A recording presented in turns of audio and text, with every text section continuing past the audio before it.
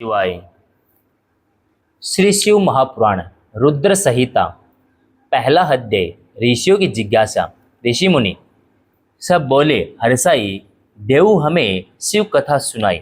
ऋषियों ने कहा कि हे सूत जी, हमने आपके श्रीमुख से विंध्येश्वर संहिता को भली प्रकार श्रवण किया है।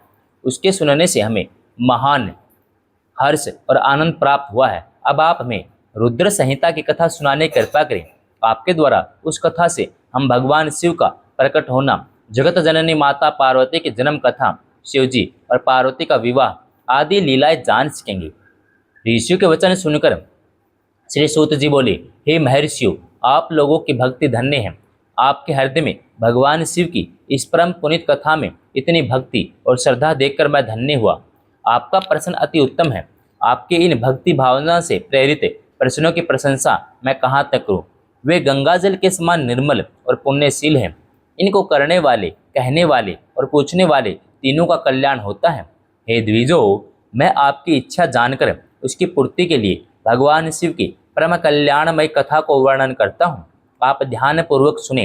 हे मुनिजनों, आपने जिस प्रकार जिज्ञासावश मुझसे प्रश्न किया है, उसी तरह जब नारद जी ने भगवान विष्णु से प्रश्न किया तो विष्णु ने नारद जी को पितामह ब्रह्मा जी के पास जाने का आदेश दिया।